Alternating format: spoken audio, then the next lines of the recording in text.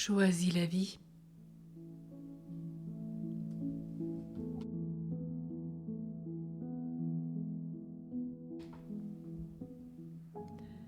Les âmes du purgatoire.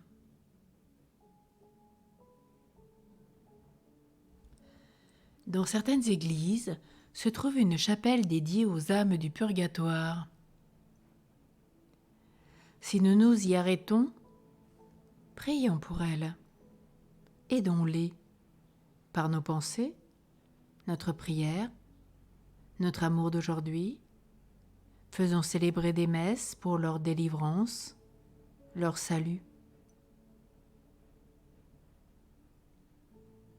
Pensons à nos bien-aimés tels qu'ils sont maintenant et non tels qu'ils étaient il y a 20 ou 30 ans. Ne les immobilisons pas dans le passé, mais vivons avec eux leur chemin vers Dieu. Au moment de la mort, le feu de l'amour nous est offert à tous. Certains sont prêts à s'y jeter, d'autres ont besoin de temps pour franchir les étapes du dépouillement et de l'affinement, parce que cet amour les brûlerait s'ils y entraient trop vite. Ce sont les âmes du purgatoire.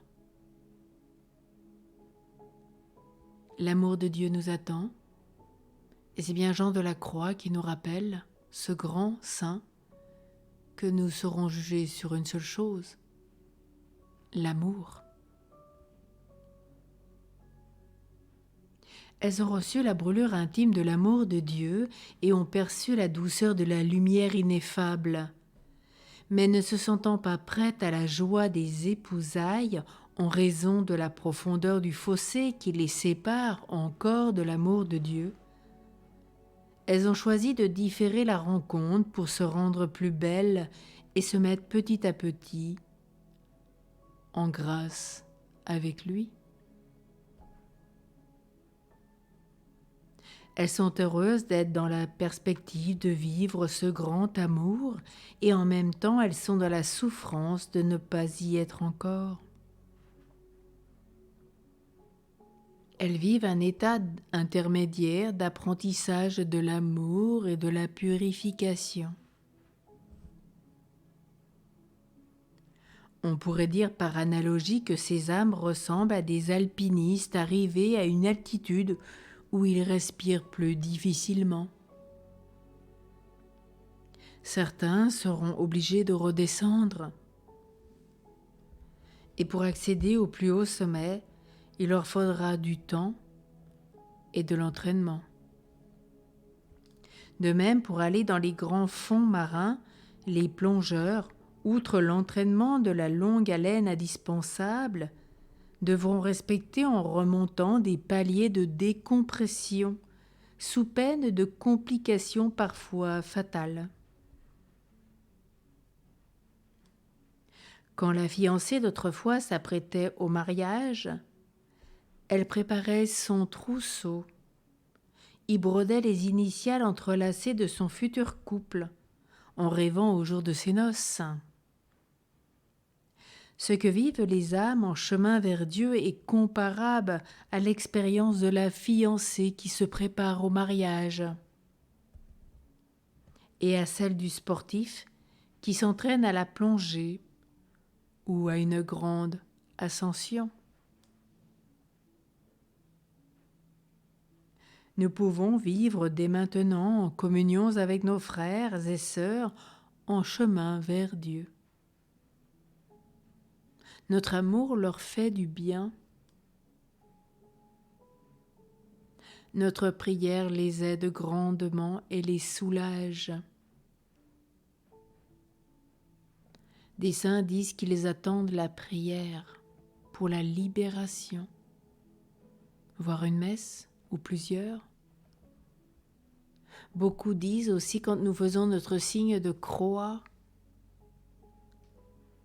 et que nous répandons sur le sol en forme de croix cette eau bénite, elle leur est salutaire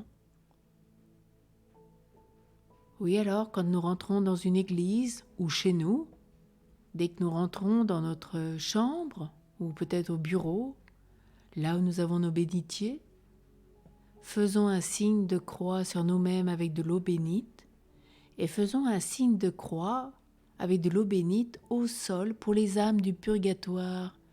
Elles disent combien elles sont soulagées par cet acte d'offrande. Ça coûte peu, voire rien, et ça leur apporte tellement. Sachant qu'elles ne peuvent plus rien dans ce lieu d'expiation pour elles-mêmes. Mais par contre, elles sont d'une grande aide pour nous tous sur terre. Alors, aidons-les, encourageons-les, donnons-leur la grâce de pouvoir partager au plus vite cette rencontre nuptiale avec le Christ, dans l'Esprit Saint, avec Dieu le Père. Oui, soyons fervents, ardents à les aider, à prier, à œuvrer. Faisons une aumône pour elles. Nous pouvons faire un acte de charité aux pauvres, pour elles. Nous pouvons prier, nous pouvons offrir nos souffrances, nous pouvons offrir tout ce qui nous est difficile, nous pouvons offrir le travail de notre journée pour elles, leur salut. Priez le requiem régulièrement de la journée. Seigneur, donne-leur le repos éternel, que la lumière sans fin brille sur eux, qu'ils reposent en paix. Nous connaissons des familles qui le pratiquent à chaque repas. Nous connaissons le peuple juif qui prie avant chaque repas pour les morts, pour tous ceux qui nous ont précédés, que nous avons aimés et qui nous ont choyés, à notre tour, de leur faire des cadeaux. Ils sont si simples à réaliser, ne nous en privons pas, et nous aurons des grâces au centuple. Chaque fois que nous prions pour les âmes du purgatoire et que nous demandons une grâce, elle nous est accordée. Alors n'hésitons pas à être charitables, bien au-delà de nos forces, de ce que nous sommes.